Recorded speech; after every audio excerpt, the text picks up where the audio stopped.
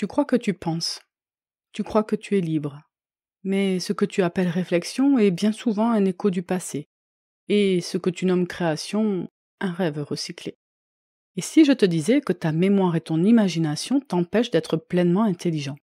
Pas intelligent au sens académique, mais vivant, présent, lucide. Aujourd'hui, on va explorer un paradoxe.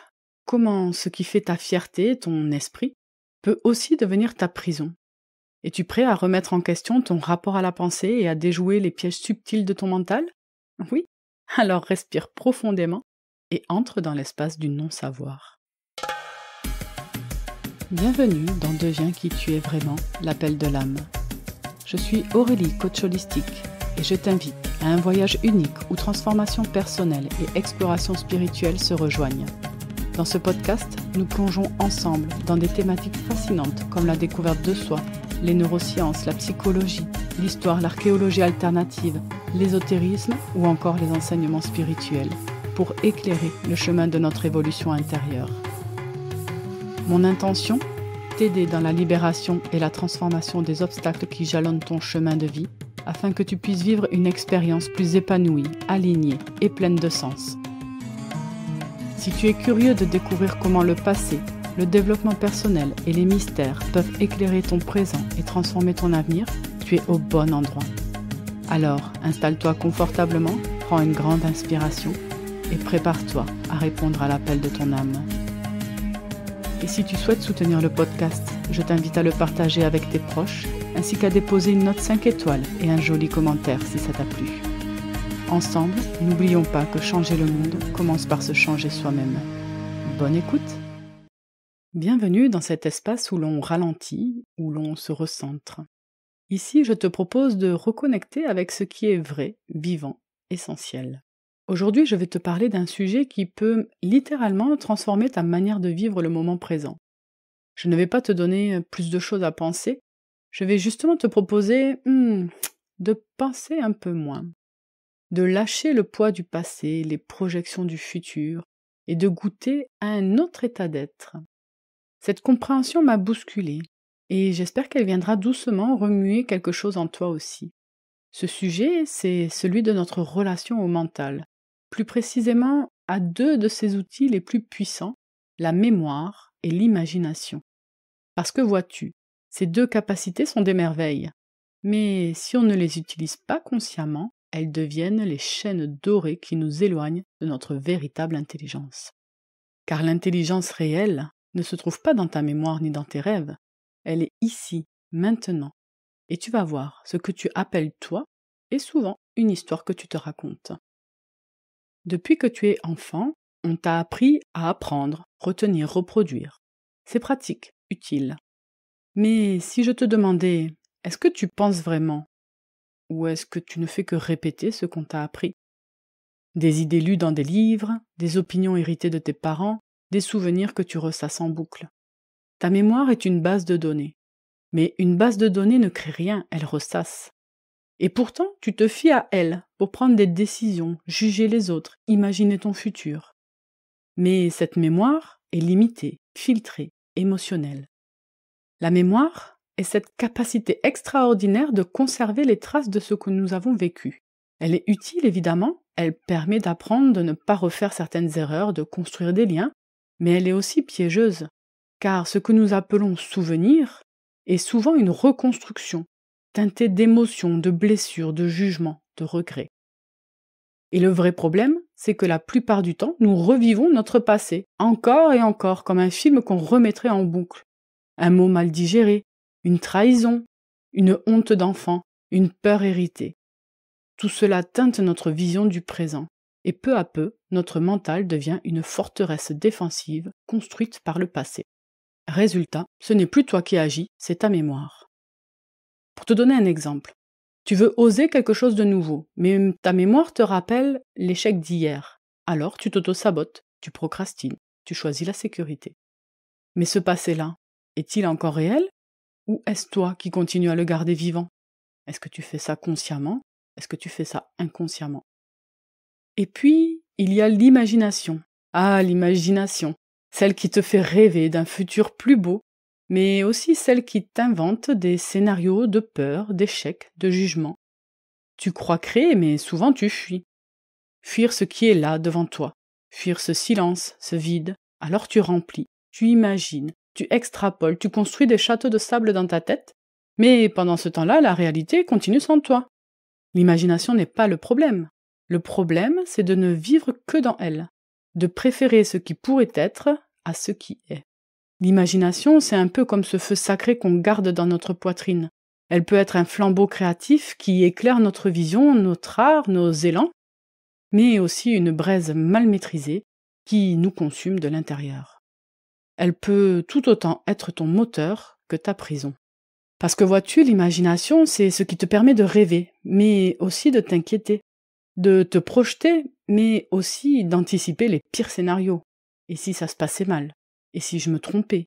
Et si je ne réussis pas? Et si je ne suis pas à la hauteur? Et pendant ce temps, tu n'agis pas. Tu restes figé dans le monde du « et si », comme paralysé par une réalité virtuelle générée par ton propre mental. On pense qu'on a besoin d'imaginer 1000 possibilités pour se sentir en sécurité. Mais ce que l'on fait, en vérité, c'est créer de la peur avant même d'avoir vécu l'expérience. Ton système nerveux s'emballe pour un futur hypothétique qui n'existe pas encore. Ton corps croit que tu es en danger, alors que tu es assis, là, dans ton salon, avec une tasse de thé à la main. Tu n'imagines pas ta vie, tu l'imagines à la place de la vivre. Et c'est là que réside le paradoxe. Plus tu t'acharnes à prévoir, moins tu es présent ou présente. Plus tu cherches à tout contrôler et plus tu te déconnectes du seul moment où la vie est réellement en train de se dérouler, maintenant. Et là, pour le coup, je sais de quoi je parle. L'imagination est une lampe torche. Dirigée avec clarté, elle éclaire ton chemin. Mais laissée sans surveillance, elle devient une lumière aveuglante. Tu n'es pas ton mental. Et ça, c'est plutôt une bonne nouvelle. La vraie intelligence n'est pas une performance mentale. Elle n'est pas le fruit d'un raisonnement complexe. Elle est fraîche, libre, évidente. Elle ne s'apprend pas, elle surgit. Mais elle ne peut surgir que quand le mental se tait. Quand tu n'es plus dans la mémoire, ni dans l'anticipation. Quand tu es pleinement là, dans ton corps, dans ta respiration, dans ta présence.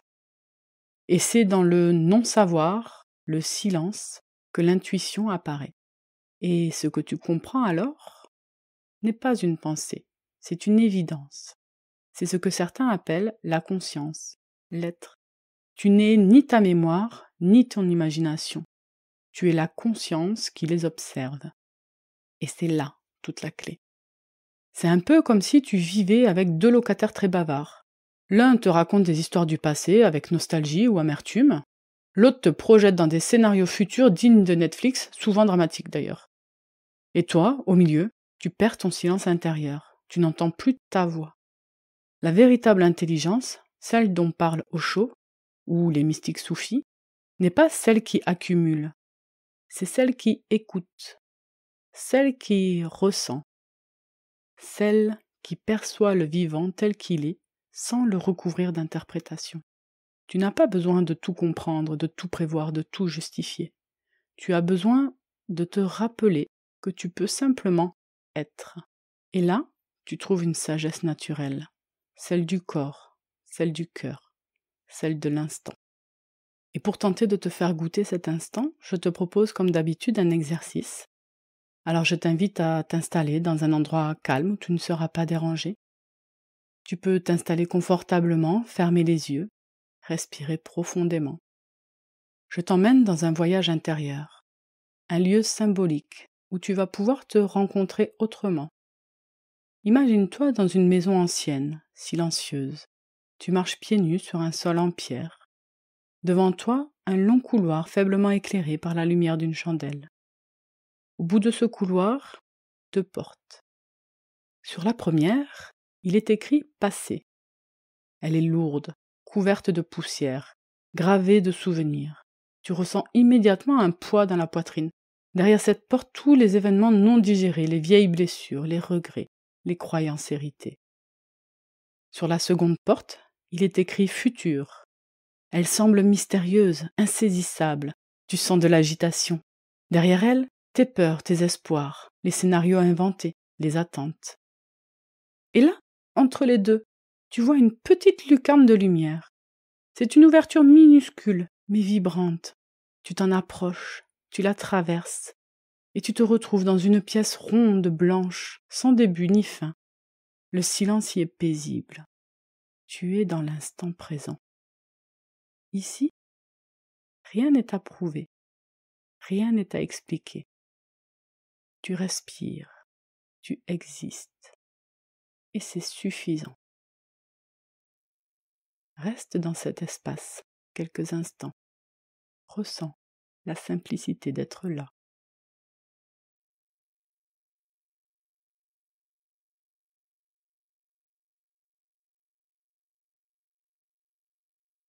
Et quand tu seras prêt, quand tu seras prête, tu peux doucement réouvrir les yeux et revenir à cet instant. À présent, tu peux te remercier pour ce temps que tu viens de t'accorder. Et si cette expérience t'a plu, évidemment, tu peux réécouter l'épisode et te replonger à nouveau dans cet état. Et pour conclure, ce que tu crois être, c'est souvent une accumulation de souvenirs, d'images, de mots. Mais ton essence n'est pas une idée. Elle est vivante, silencieuse, libre. Et si aujourd'hui tu choisissais d'alléger ton mental, d'ouvrir un peu plus d'espace à cette intelligence tranquille, silencieuse, intuitive, tu n'as rien à apprendre de plus. Tu as surtout à désapprendre et revenir ici et maintenant. Tu vois, ce n'est pas la mémoire qui est un problème. Ce n'est pas l'imagination qui est un danger. C'est l'identification. Quand tu oublies que tu es beaucoup plus grand, beaucoup plus grande que tes pensées, que tu es conscience en mouvement, alors tu commences à souffrir. Tu deviens ton passé, tu deviens ton futur, tu te transformes en fiction. Mais quand tu reviens dans le souffle, dans la présence, dans l'instant, tu reviens à ta vraie nature. Tu redeviens un être vivant, un être sentant, un être libre. Ce que tu peux retenir de cet épisode, c'est que tu n'es pas ton passé, même s'il est tenace. Tu n'es pas ton futur, même s'il te fait peur. Tu es ici et maintenant, et ça suffit à être puissant. Si cet épisode t'a ouvert un espace intérieur, n'hésite pas à me le partager en commentaire ou par message sur Instagram. Et pense à l'envoyer à quelqu'un qui a tendance peut-être à trop cogiter. On se retrouve très bientôt pour un nouvel épisode où l'on continue d'explorer ce que ça veut dire d'être humain, pleinement humain. À très bientôt.